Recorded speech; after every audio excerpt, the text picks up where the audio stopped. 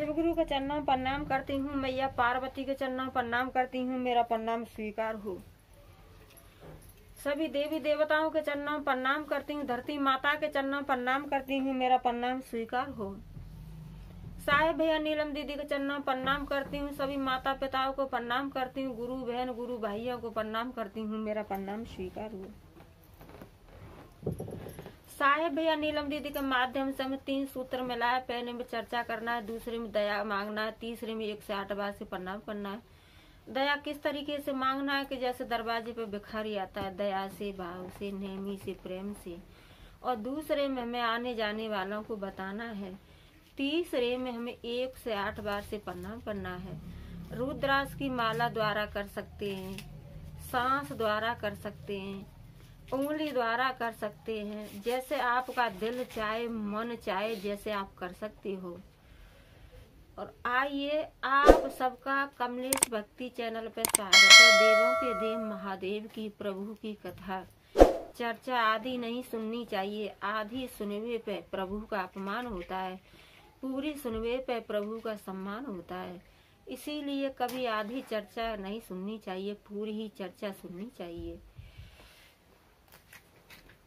एक गांव था, तो उस गांव में एक छोटा सा परिवार रहता था। पति पत्नी थे और एक उनके पास बेटा था। तो बेटा का नाम भोला था।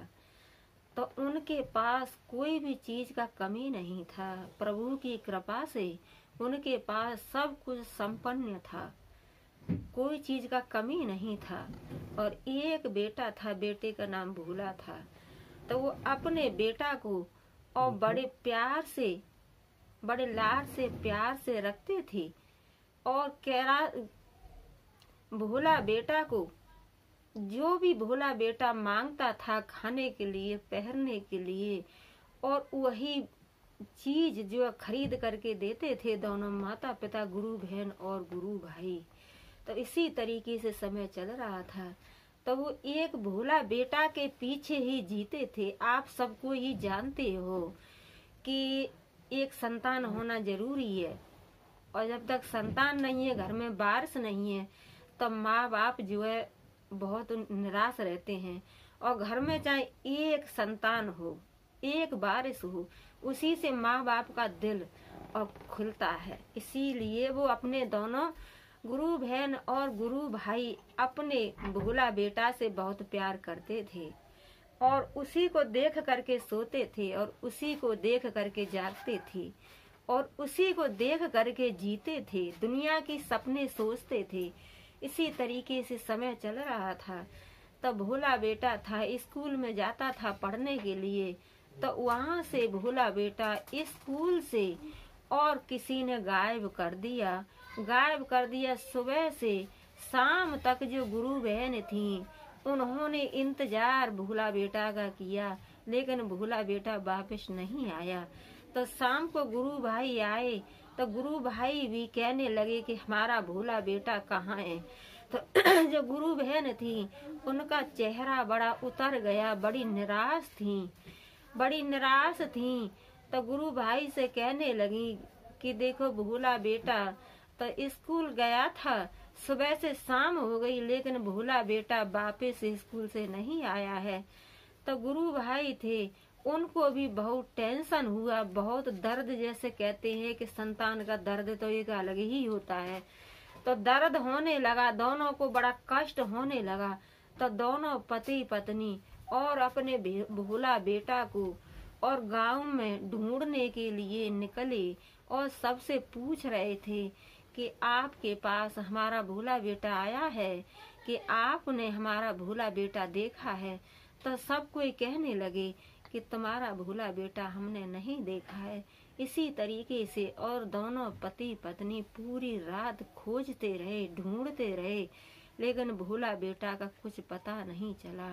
तो रात से दिन निकल गया। तो पास के गांव में गए, और जो गांव में जाकर के वहां भी भोला बेटा को खोज रहे थे और अपना प्रभु का नाम भी ले रहे थे।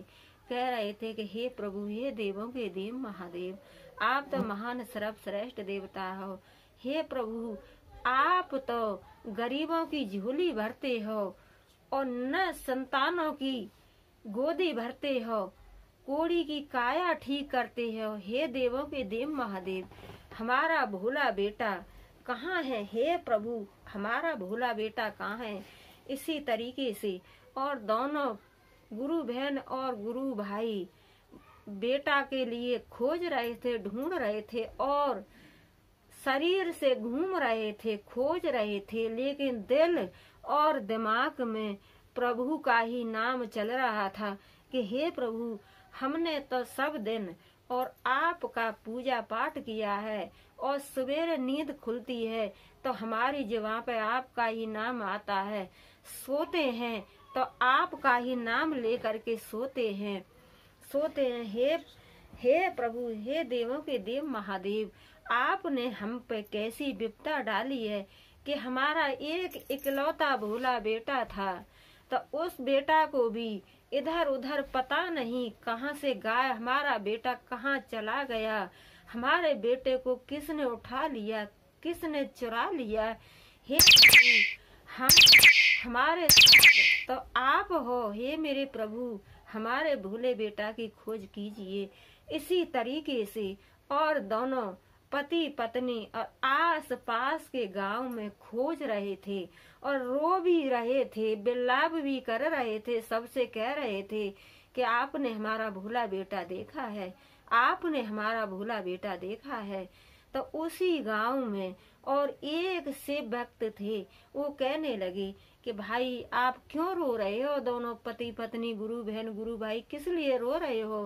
तो रो रो करके कहने लगे कि गुरु भाई, हमारे पास एक बेटा था, भोला बेटा, और 3-4 दिन से हमारा भोला बेटा गायब है, तो हम इसीलिए दोनों पति पत्नी अपने बेटा को ढूंढने के लिए निकले हैं।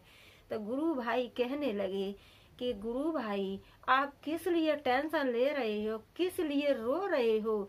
जिसके साथ में प्रभु हैं और प्रभु की छत छाया है, तो हमको क्या रोना?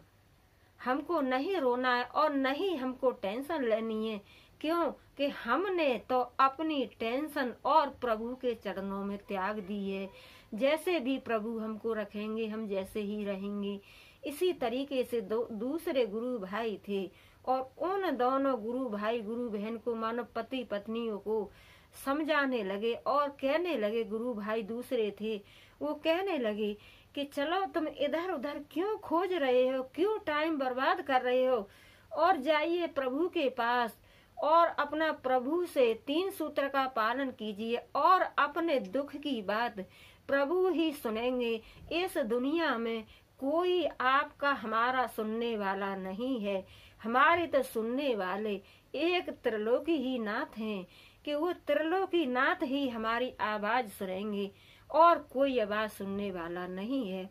तो दोनों पति पत्नी थे, वो अपने गए, मंदिर में गए और मंदिर में जा करके और अपने प्रभु से रो रो करके अपने मन की बात कहने लगे। हे प्रभु, हे देवों के देव महादेव, हे त्रिलोकीनाथ, आपने हमें एक बेटा दिया था और वो भी बेटा हमारा 4 दिन से गायब था। कहते हैं कि हम उसी बेटा के लिए दोनों पति पत्नी जी रहे थे। कहते हैं कि घर में 4 नहीं लेकिन 1 बारिश जरूर होना चाहिए, तो हमारा एक ही बारिश था, भोला बेटा, वो भी 4 दिन से घर से गायब है। हे प्रभु, हे देवों के देव महादेव, हमारा भोला हमें वापस दे दीजिए। हे प्रभु, हमारा भोला हमें वापस दे दीजिए। इसी तरीके से और दोनों पति पत्नी प्रभु के सामने रो रो करके कहने लगे कि हे प्रभु, हे त्रिलोकीनाथ, आपके अंदर तो इतनी दया है कि आपके अंदर तो दया के भंडार भरे हैं। मेरे प्रभु, आप तो निर्धनों की झोली भरते हो और न संतानों की गोद भरते हो प्रभु, कोड़ी की काया सही करते हो, अंधों की आंख सही करते हो। हे प्रभु, आपके पास तो दया के भंडार भरे हैं, तो प्रभु हम किस लिए निराश हों? लेकिन प्रभु हम निराश इसलिए हैं कि हमारा एक ही भोला बेटा था, वही हमारे पास नहीं है, इसीलिए हम जो है निराश हैं। तो दोनों पति पत्नी इसी तरीके से अपने दिल की बात और प्रभु से कह रहे थे। तो पास में आकर के पीछे थे और भोला बेटा बैठ गया माँ के पास में आकर के। तो माँ ने ऐसे अपना मुंह घुमा करके देखा तो पीछे भोला बेटा बैठा है। तो भोला को और माँ ने अपनी गोद में उठा लिया, सीने से लगा लिया, और पिता ने भी अपने बेटे को अपने सीना से लगा लिया, गोद में उठा लिया और अपने बेटा से कहने लगे कि बेटा, हम तो रो रो करके हमारा बुरा हाल हो गया। आप 4 दिन से कहाँ पे थे? 4 दिन कहाँ पे थे बेटा? हमारा तो रो रो करके बुरा हाल हो गया बेटा। आपको दुनिया में हमने खोजते खोजते ढूंढते बेटा आपका कहीं पता नहीं चला। तो हम अपने प्रभु के पास आए। तो बेटा कहने लगा, अपनी माँ से हंस करके कहने लगा कि माँ, मुझे तो स्कूल से लेने के लिए एक बाबा आए थे और उन बाबा के हाथ में एक हाथ में डमरू था और एक हाथ में त्रिशूल था। वही बाबा अपने साथ मुझे लेकर के गए और वही बाबा मुझे आज आपके पास छोड़ने के लिए आए हैं। तो माँ और पिता दोनों कहने लगे कि अब बाबा कहाँ है जो तुमको लेके गए, डमरू वाले बाबा? तो बेटा कहने लगा कि माँ पिता, मुझे नहीं पता है कि डमरू वाले बाबा कहाँ लेके गए और डमरू वाले बाबा कहाँ गए। मुझे तो वही आपके पास छोड़ करके गए हैं, डमरू वाले बाबा, त्रिशूल वाले बाबा। तो दोनों गुरु बहन और गुरु भाई समझ गए और समझ करके और कुछ सोच करके कहने लगे कि हे प्रभु, कोई और नहीं था, वो तो त्रिलोक ही नाथ थे, कोई और नहीं था, वो तो प्रभु ही थे। तो अपने बेटा को पा करके और प्रभु को धन्यवाद दिया और तीनों अपने घर पे आए। घर पे आ करके और हंसी खुशी से कहने लगे और तीनों आदमी अपने प्रभु के शिष्य बन गए। माता पिता तो पहले से ही थे और बेटा भी प्रभु का शिष्य बन गया, प्रभु का भक्त बन गया। प्रभु की कृपा से तीनों आदमियों को मिला दिया और तीनों आदमी अपने घर में हंसी खुशी रहने लगे। तो यही कहते हैं भैया कि जो जिसके पास प्रभु हैं तो प्रभु है। प्रभु कभी भी अपने भक्त की नैया डूबने नहीं देते। प्रभु कभी अपने भक्त की नैया डूबने नहीं देते। कहते हैं कि प्रभु की भक्ति में तो अपरंपार शक्ति है। जिसने भी प्रभु की भक्ति कर ली उसके पास शक्ति की कोई कमी नहीं है। प्रभु की भक्ति में तो बहुत बड़ी शक्ति है। बोलो इसी तरीके से और जो तीनों आदमी अपना रहने लगे प्रेम से। बोलो मैया पार्वती की जय, बोलो शंकर भगवान की जय, बोलो सच्चे दरबार की जय। हर हर महादेव।